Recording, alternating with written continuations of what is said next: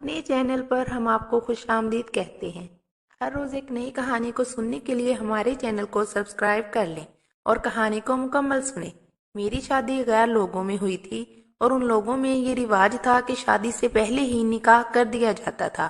ان لوگوں کے ہاں منگنی کا رواج نہیں تھا، اسی لیے میرا بھی نکاح کیا گیا اور نکاح کے بعد میں نے اپنے شوہر کو دیکھا۔ بہت خوبصورت انسان تھا اور مجھے بہت اچھا لگا۔ مجھے اپنے والدین کے فیصلے پر فخر ہونے لگا۔ بعد میں معلوم ہوا کہ میرے شوہر میں کچھ نقص ہیں۔ میں اور میری والدہ سن کر بہت پریشان ہوئیں۔ میں نے اپنی والدہ سے اجازت لی اور اپنے شوہر سے ملاقات کی، لیکن ان کی باتوں سے یا ان کے کسی بھی عمل سے نہیں لگ رہا تھا کہ ان میں کوئی نقص ہے، اور جسمانی لحاظ سے وہ بالکل فٹ نظر آ رہے تھے۔ مجھے لگا کہ کسی نے ایسے ہی ہوا اڑا دی ہوگی۔ میں نے گھر آ کر اپنی والدہ کو بتایا اور مطمئن ہو گئی۔ ہماری شادی کی تیاریاں شروع تھیں۔ میں نے بڑے جوش و خروش سے اپنی شادی کی تیاریاں کی اور آخر کار دن آ گیا۔ میں دلہن بن کر پارلر سے واپس آئی تو میری والدہ نے ایک چھوٹا سا شاپر مجھے دیتے ہوئے کہا کہ میں اس کو اپنے پرس میں چھپا لوں۔ میں نے پوچھا کہ یہ کیا ہے تو انہوں نے کہا کہ تمہارے شوہر کے لیے دوائی ہے، تم نے اس کو ہر روز دودھ میں ملا کر اس کو پلانا ہے اور یہ عمل 30 دن تک کرنا ہے اور یہ کسی کو بھی معلوم نہ ہو۔ میں نے والدہ سے پوچھا کہ انہیں تو کچھ بھی نہیں ہے تو پھر کس چیز کی دوائی ہے؟ تو والدہ نے کہا زیادہ سوال جواب نہ کرو اور یہ دوائی اس کو لازمی پلانا۔ میں نے چپ چاپ وہ دوائی پرس میں ڈال لی اور رخصت ہو کر اپنے سسرال میں آ گئی۔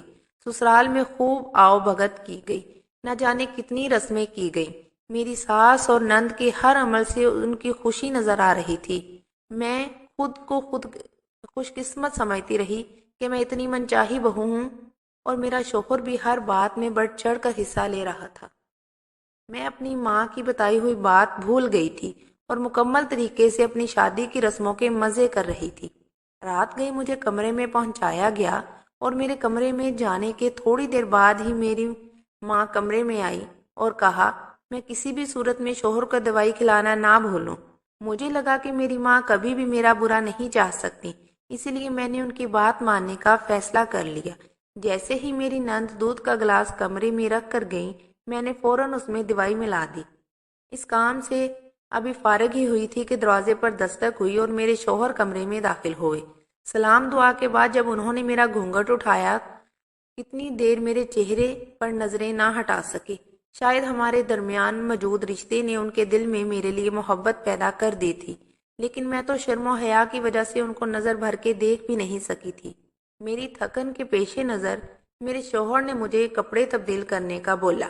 میں نے اپنے شوہر کو دودھ کا گلاس پکڑایا اور خود کپڑے تبدیل کرنے چلی گئی، لیکن میرے واپس آنے تک میرا شوہر سو چکا تھا۔ میں سوچ رہی تھی کہ کیا ہوا، میرا شوہر سو کیوں گیا تھا اور وہ بھی اتنی جلدی سو گیا؟ تھوڑی دیر پہلے جب وہ مجھ سے باتیں کر رہا تھا تو اس وقت ان کے چہرے پر نیند کے آثار بالکل بھی نمایاں نہیں تھے۔ اب اچانک یہ کیا ہو گیا تھا؟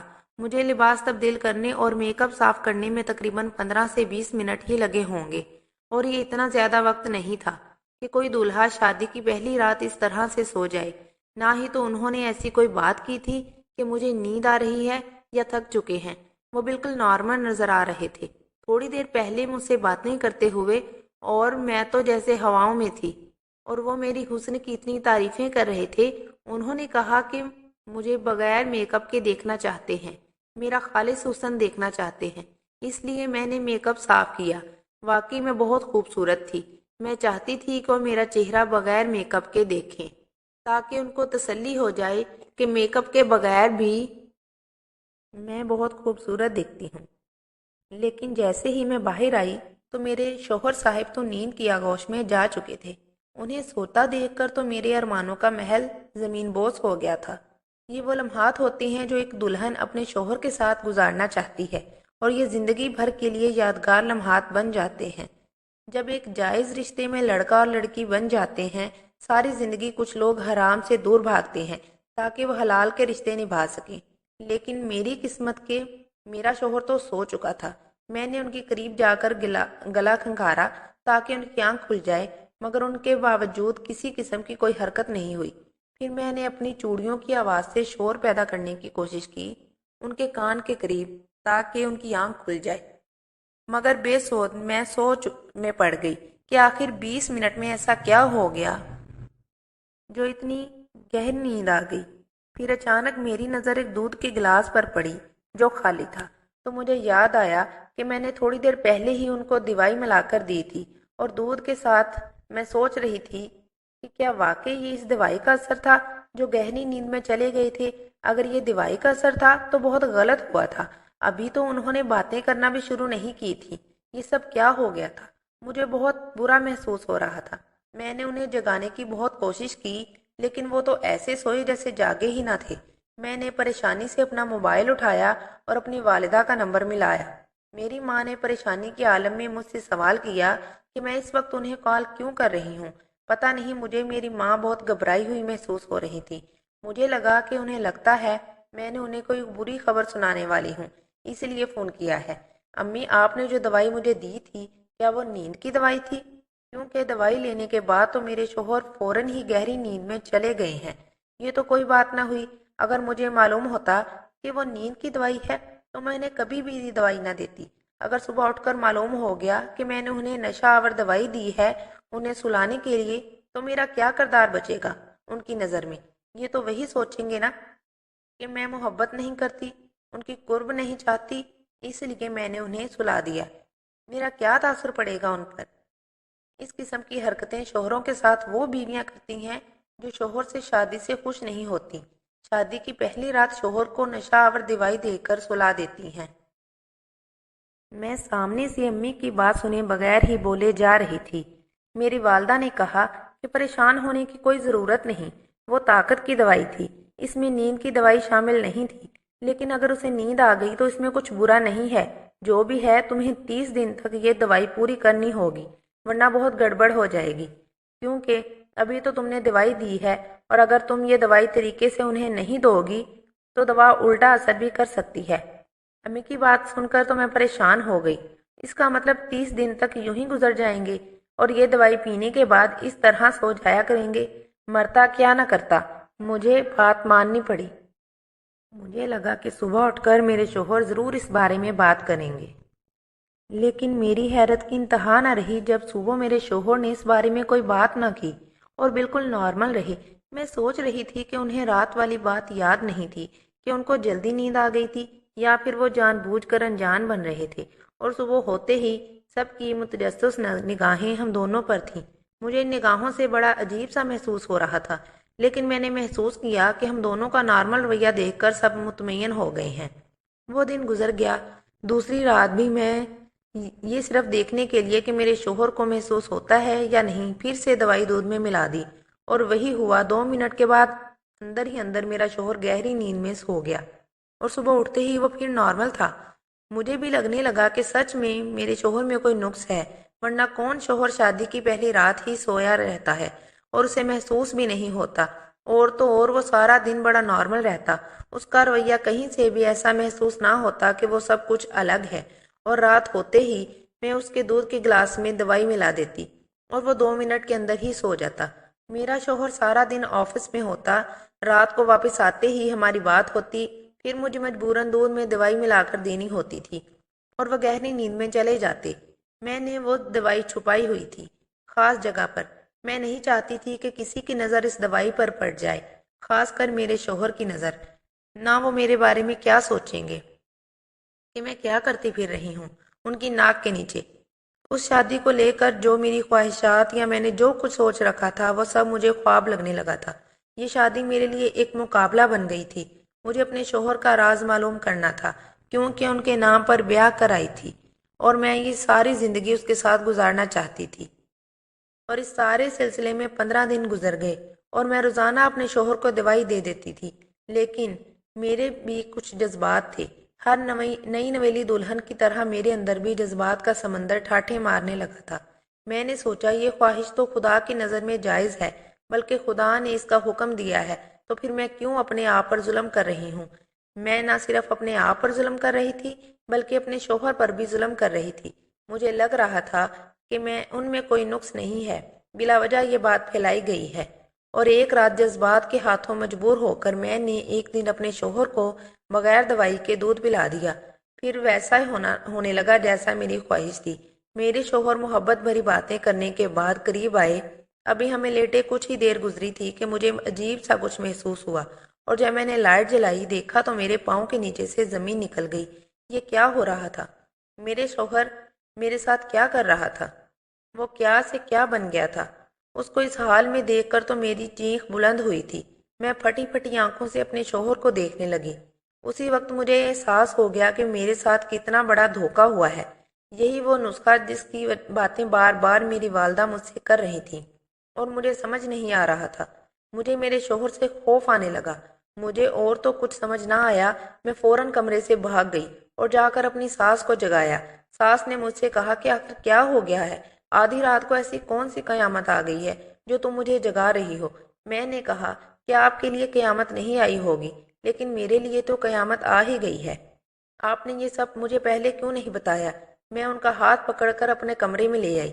وہ کمرے میں آئیں تو خاموش کھڑی ہو گئیں۔ جیسے ہی انہیں معلوم ہوا کہ میرے شوہر کے ساتھ یہ سب مسئلہ ہے، میں نے ان سے پوچھا یہ کیا ہو رہا ہے؟ میری ساس کہنے لگی تمہیں نہیں پتا یہ سب کیا ہے؟ یہ بول کر میری ساس واپس چلی گئی اور میں اکیلی اب اس کا حل ڈھونڈ رہی تھی۔ اس وقت اور کچھ سمجھ نہ آیا تو میں نے فوراً اس دودھ میں وہی دوائی ملا کر شوہر کو پلا دی اور وہ 2 منٹ میں سو گئے۔ دوسرے دن صبح اٹھنے کے ساتھ ہی میں نے کہا کہ مجھے اپنی امی کے گھر جانا ہے، تو میرے شوہر مجھے میری امی کے گھر چھوڑ گئے۔ میں نے آتے ہی ساتھ امی سے سوال کیا کہ آپ کو یہ سب کچھ معلوم تھا؟ اگر معلوم تھا تو آپ نے مجھے کیوں نہیں بتایا؟ اور آپ نے میری شادی وہاں کیوں کی؟ اگر معلوم نہیں تھا تو پھر آپ نے مجھے وہ دوائی کیوں دی؟ اتنے سارے سوال میں نے ایک ساتھ کر دیے، لیکن میری ماں نے مجھے کسی بات کا کوئی جواب نہ دیا اور ایک ہی بات کہی کہ یہ سب تمہارا نصیب ہے۔ میں نے اسی وقت کہا تھا کہ سوچ لو، اور تم نے کہا تھا وہ لڑکا بالکل ٹھیک ہے، اب تمہیں وہیں رہنا ہے اور اسی انسان کے ساتھ گزارا کرنا ہے۔ یہ ٹکا سا جواب سن کر میں حیران رہ گئی۔ مجھے لگا کہ وہ میری سوتیلی ماں ہے۔ اگر سگی ماں ہوتی تو کم از کم میرے ساتھ ایسا نہ کرتی، لیکن مجھے لگا کہ اگر اپنی وہ سب کو بتاؤں جو میں نے دیکھا تھا تو شاید ان کو اس معاملے کی سنگینی کا احساس ہو۔ میں نے ان کو سب کچھ بتایا اور میں نے اس دن دیکھا، لیکن انہوں نے پھر بھی کوئی جواب نہ دیا اور ادھر ادھر کی باتیں کرنے لگی، جس سے میں سمجھ گئی کہ میں واپس اس گھر میں نہیں آ سکتی۔ اپنے گھر میں رہنا ہے اور اسی انسان کے ساتھ رہنا ہے۔ اب وہ اس گھر میں واپس جانے کے نام سے ڈر رہی تھی، لیکن میں عورت ہوں، مجبوری تھی۔ 2 دن اپنی والدہ کے گھر رہ کر میں واپس اسی گھر میں چلی گئی، جو ابھی مجھے گھر کم اور جہنم زیادہ لگ رہا تھا۔ حیرت کی بات یہ تھی کہ سارا دن میرا شوہر بالکل نارمل رہتا تھا، میرا خیال رکھتا تھا، میری چھوٹی چھوٹی خوشیوں کو بھی نہیں بھولتا تھا، اور گھر سے باہر جاتا تو واپس کبھی بھی خالی ہاتھ نہ آتا تھا، میرے لیے کچھ نہ کچھ ضرور لے کر آتا۔ اتنا پیار کرنے والا انسان رات کے اندھیرے میں کیا بن جاتا تھا؟ میں تو یہ سوچ سوچ کر پریشان تھی۔ سچ تو یہ ہے کہ مجھے ابھی اپنے شوہر سے پیار ہو گیا تھا اور میں اسے چھوڑ کے جانا بھی نہیں چاہتی تھی، لیکن مجھے اس سے ڈر بھی لگتا تھا۔ مجھے سمجھ نہیں آتی تھی کہ اس چیز کا کیا حل ہے، اور جو حل تھا وہ ضرور کرتی۔ اب روزانہ رات کو دودھ میں دوائی ملا کر پلا دیتی۔ سوال یہ تھا اگر میرا شوہر ایسے ہی رہا تو زندگی کیسے گزرے گی؟ اس دن کے بعد میری ساس کا رویہ بھی میرے ساتھ بدل گیا تھا۔ وہ بھی میرے شوہر کے سامنے تو میرے ساتھ بہت اچھے طریقے سے پیش آتی، لیکن شوہر کے پیچھے سے روایتی ساس بن جاتی اور میرے ہر کام میں کوئی نہ کوئی سوال کر دیتی۔ اب میں 2 محاذوں پر لڑ رہی تھی، کیونکہ میری ماں تو مجھے صاف ہری جھنڈی دکھا رہی تھی۔ میں واپس نہیں جا سکتی تھی۔ حیرت کی بات یہ تھی کہ ہمارے گھر میں کوئی بھی اس موضوع پر بات نہیں کرتا تھا، اور اگر کرتا بھی تھا تو میرے سامنے نہیں کرتا تھا۔ یہ شاید کچھ بھی معلوم ہی نہیں تھا۔ اسی کشمکش میں 1 ہفتہ اور گزر گیا۔ اب تو دوائی بھی بہت کم دنوں میں ہی رہ گئی تھی، اور میں تو یہ سوچ سوچ کر پریشان تھی اگر یہ دوائی ختم ہو گئی تو کیا ہوگا۔ میں نے فیصلہ کیا اس موضوع پر اپنے شوہر سے ہی بات کرتی ہوں۔ میں نے باتوں باتوں میں ان سے بات کرنے کی کوشش کی، لیکن یہ محسوس کر کے میں پریشان ہو گئی کہ انہیں تو کچھ معلوم ہی نہیں، اور ایسا کچھ ہے تو کیسے چلے گا۔ جب بھی میری آنکھوں کے سامنے وہ رات آتی تو میں پھر سے کانپ جاتی۔ ایک دن لیکن گھر میں کوئی بھی نہیں تھا، صرف میں اور میری ساس تھی۔ میرے سارے کام جلدی جلدی ختم کیے اور جا کر ساس کے کمرے میں بیٹھ گئی۔ ادھر ادھر کی باتوں کے دوران ہی میں نے ساس سے کہا کہ وہ مجھے سچ بتائیں کہ یہ سب کیا ہے، تاکہ اس کا کوئی حل ڈھونڈا جا سکے۔ پہلے تو انہوں نے بات آگے پیچھے کرنے کی کوشش کی، لیکن میں نے انہیں مجبور کر دیا کہ مجھے سچ بتائیں، کیونکہ اب یہ بات میری زندگی سے بھی جڑی ہوئی ہے، اور جو کچھ میری ساس نے بتایا وہ میرے لیے بہت ہی زیادہ پریشانی کی بات تھی۔ انہوں نے بتایا جب میرا شوہر پیدا ہوا تو بالکل ٹھیک تھا، جیسے جیسے بڑا ہوتا گیا آہستہ آہستہ ان میں یہ سب پیدا ہوتا گیا۔ وہ سارا دن بالکل نارمل رہتا، اسکول بھی جاتا، بہت ذہین تھا، اس لیے کلاس میں ہمیشہ اول آتا تھا اور غیر نصابی سرگرمیوں میں بھی سب سے آگے ہوتا تھا۔ لیکن رات ہوتے ہی وہ بدل جاتا تھا۔ میں نے اس چیز کو اتنا خاص دھیان نہیں دیا اور یہ جوان ہو گیا، اور اب اس میں یہ چیز اتنی ہو گئی تھی کہ میں پریشان ہو گئی۔ میرے پاس اس کا کوئی حل نہیں تھا اور میں کسی کو کچھ بتا بھی نہیں سکتی تھی، اس لیے میں نے اسے بہت سے عالموں اور پیروں فقیروں کے پاس لے کر جاتی رہی۔ لیکن جب ان سب سے کام نہیں بن پایا تو میں اسے ڈاکٹر کے پاس لے گئی۔ ڈاکٹر نے بتایا کہ اس کا علاج صرف یہ ہے کہ اس کی شادی کر دی جائے۔ اب میں کسی لڑکی کی زندگی خراب نہیں کرنا چاہتی تھی، اس لیے 2 سال اور گزر گئے اور اس کی بیماری نے شدت اختیار کر لی۔ تمہاری ماں میری بہت پرانی دوست ہے، ایک دفعہ سفر کے دوران مجھے ملی، ہم لوگ بہت ہی عرصے بعد ملے تھے، اس وجہ سے میں اپنے گھر لے آئی اور بات چیت کے دوران میں نے اپنی پریشانی اسے بتا دی۔ تمہاری ماں نے میرا بہت ساتھ دیا اور میرے ساتھ ہر جگہ جاتی رہی۔ میں اسے مختلف ڈاکٹرز کے پاس لے جاتی، کچھ تو کہتے یہ کبھی بھی ٹھیک نہیں ہو پائے گا، اور کچھ ڈاکٹرز نے یہی کہا کہ اس کی شادی کر دی جائے۔ ایک دفعہ جب میں تم لوگوں کے گھر گئی تو میرے بیٹے کی نظر تم پر پڑ گئی اور تم اسے پسند آ گئی، اور اس نے میرے سے ضد لگا لی کہ میں اسی لڑکی سے شادی کروں گا۔ میں نے تمہاری ماں سے بات کی تو وہ نہ مانی، کیونکہ وہ تو سب کچھ جانتی تھی، لیکن میں بھی بیٹے کی زندگی کے لیے مجبور تھی۔ آخر کار میں نے تمہاری ماں کو واسطہ دے کر منا لیا اور اس طرح امن مانگنے کی بجائے نکاح کر دیا تاکہ بعد میں تمہاری ماں کوئی مسئلہ نہ کر سکے۔ لیکن اب بھی میں ڈر رہی تھی کہ نہ جانے شادی کے بعد کیا مسئلہ ہوگا۔ لیکن شادی کے دوسرے دن تم کو مطمئن نظر آئی تو مجھے لگا کہ ڈاکٹر جو کہہ رہے تھے وہی سچ تھا، اور پھر اتنے دن سکون میں گزر گئے۔ لیکن جس دن تو مجھے جگانے آئی مجھے لگا شاید یہ سکون وقتی تھا، اور پھر سے وہی مسئلہ شروع ہو گیا۔ اب مجھے سمجھ نہیں آ رہی تھی کہ میں اس کو دوبارہ ڈاکٹر کے پاس لے کر جاؤں یا نہیں، اور میں تم سے بھی بہت شرمندہ تھی۔ اس لیے میں نے اپنی ساس سے کہا جو ہونا تھا وہ تو ہو گیا، اب تو وہ میرا شوہر ہے، اس کا ساتھ دینا میرا فرض ہے۔ میں نے اس کو بتایا کہ میری ماں نے ایک دوائی دی تھی جو کہ میں ان کو دودھ میں ڈال کر پلاتی ہوں، جس کی وجہ سے وہ 2 منٹ میں سو جاتے ہیں۔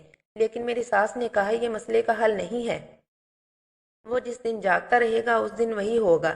اس وقت تو میں خاموش ہو گئی، لیکن اب مجھے ایک امید تھی کہ میں اپنے شوہر کو ٹھیک کر لوں گی۔ ایک دن رات کو میری آنکھ کھلی تو وہی سب پھر ہو رہا تھا، مطلب میرے شوہر میرا میک اپ کا سامان نکال کر خود کو میک اپ کر رہے تھے۔ جی جی بالکل، میرے شوہر دوہری شخصیت کا شکار تھے، وہ دن کو مرد تھے اور رات کو خود کو عورت سمجھنے لگتے، اور یہی ان کی شخصیت کی گروہ تھی جو مجھے کھولنی تھی۔ مجھے یاد آیا کہ آج میں نے ان کی دوائی میں مقدار کم ڈالی تھی، شاید اسی لیے آدھی رات کو وہ جاگ گئے۔ جب ان کے پاس گئی تو وہ خود کو عورت سمجھ رہے تھے، عورت کی آواز میں بات کر رہے تھے اور مجھے مرد سمجھ رہے تھے۔ وہ ٹائم بڑی مشکل سے گزارا میں نے، لیکن صبح ہوتے ہی وہ سب کچھ بھول گئے۔ اب ان کو نہیں پتا تھا کہ رات کو وہ ایک عورت بن گئے تھے اور عورت کی طرح سے باتیں کر رہے تھے۔ اگر کوئی ان کو اس طرح سے دیکھ لیتا تو شاید وہ ان کو دوسری سنس سمجھ لیتا، لیکن وہ مرد ہی تھے، لیکن ان کے اندر ایک شخصیت چھپی ہوئی تھی۔ اب ان کے اندر کہاں سے آئی، کدھر سے آئی، مجھے اس بات کا پتہ لگانا تھا۔ میں بہانے سے ان کو اپنی ایک دوست ڈاکٹر کے پاس لے گئی اور اس کو سارا مسئلہ بتایا۔ اس نے جو حل بتایا وہ بظاہر تو ناممکن لگتا تھا، لیکن مجھے یہ ہر حال میں کرنا تھا۔ لیکن اس کا کہنا تھا یہ سب پہلے بنیاد کا پتہ کرنا ضروری تھا، اس کے اندر یہ مسئلہ کہاں سے آیا ہے۔ میں نے اپنی ساس سے پوچھا یہ مسئلہ کب سے شروع ہوا ہے، تو انہوں نے مجھے ہر بات شروع سے بتائی۔ انہوں نے بتایا کہ انہیں نہیں معلوم تھا کہ یہ کب سے مسئلہ تھا۔ پہلی دفعہ انہوں نے تب دیکھا جب میرا شوہر 8ویں کلاس میں پڑھتا تھا۔ انہوں نے دیکھا کہ رات کے وقت اپنی بہن کا میک اپ کر کے اور اس کے کپڑے پہن کر وہ خود کو عورت سمجھ رہا تھا اور اس طرح بولنے کی کوشش کر رہا تھا۔ اس نے بتایا کہ انہوں نے اس کو ڈانٹ دیا اور کپڑے بدلنے کے لیے کہا، لیکن جب صبح پوچھا تو اسے کچھ بھی یاد نہیں تھا۔ انہوں نے اسے مذاق سمجھا اور اس بات کو بھول گئے۔ کچھ دنوں بعد انہوں نے سب دوبارہ سے دیکھا اور پھر دوبارہ سے ڈانٹ کر کپڑے بدلوائے تو انہوں نے سمجھا کہ ایک صرف مزاق کر رہا تھا یا بہن کے ساتھ کھیل کھیل کر خود کو لڑکی سمجھنے لگا تھا۔ لیکن جب میٹرک کے بعد بھی یہ سلسلہ چلتا رہا تو انہوں نے سمجھا کہ اس کے اوپر کوئی سایہ ہو گیا ہے، اس لیے انہوں نے پیروں فقیروں کے چکر کاٹنے شروع کر دیے۔ اس سب سے بھی کچھ فرق نہیں پڑا۔ اب یہ دن کو مرد کی طرح رہتے اور رات کو پھر سے خود کو عورت سمجھنے لگتے۔ لیکن اچھی بات یہ تھی کہ صبح اٹھ کر اس کو کچھ بھی یاد نہیں ہوتا تھا، اس لیے میں نے رات کو اس کے کمرے کو باہر سے تالا لگانا شروع کر دیا، اور اس طرح گھر میں سوائے اس کے بابا کے کسی کو بھی یہ معلوم ہوا کہ اس کے ساتھ کیا مسئلہ ہے۔ لیکن ایک دفعہ اس کے بڑے بھائی نے اسے اس حالت میں دیکھ لیا جب وہ کسی کام سے رات کو اس کے کمرے میں گیا، اور اس طرح بات پورے گھر والوں کو پتہ چل گئی۔ پھر اس کے بھائی ہی اسے ڈاکٹر کے پاس لے جانے لگا، اور یہ کوئی دماغی مسئلہ ہے، اور پھر جو بھی ہوا وہ تمہیں معلوم ہے۔ بات گھوم پھر کے وہیں آ گئی تھی کہ یہ مسئلہ آیا کہاں سے۔ جب تک یہ بات پتہ نہیں چلتی کہ مسئلہ شروع کہاں سے ہوا تھا، اس مسئلے کا کوئی حل نہیں تھا۔ دوہری شخصیت کا یہ مسئلہ اگر دنیا کے سامنے آ جاتا تو ان کی عزت دو کوڑی کی رہ جاتی۔ آخر کار میں نے چھوٹے کمرے سے ان کا پرانا سامان نکالا، اور وہاں سے مجھے اس کا راز پتہ چل گیا۔ اس کے پرانے سامان سے مجھے بہت سی ڈائریز اور کتابیں ایسی ملیں جو کہ سائیکالوجی پر مشتمل تھیں، اور شاید وہی ساری چیزیں پڑھ کر یہ خود پر آزماتے رہے، اور پھر یہ خود وہی بن گئے۔ وہ ساری کتابیں اپنی دوست ڈاکٹر کے پاس لے گئی، اور جیسے وہ کہتی گئی ویسے میں کرتی گئی۔ 1 سال لگا اور پھر میرے شوہر اب بالکل ٹھیک ہو گئے ہیں۔ اگر میں چاہتی تو واپس بھی جا سکتی تھی اور ان کو ان کے حال پر بھی چھوڑ سکتی تھی، لیکن جو انسان مجھے عزت اور پیار دے رہا تھا، میں اس کو اس کے حال میں کیسے چھوڑ کر چلی جاؤں؟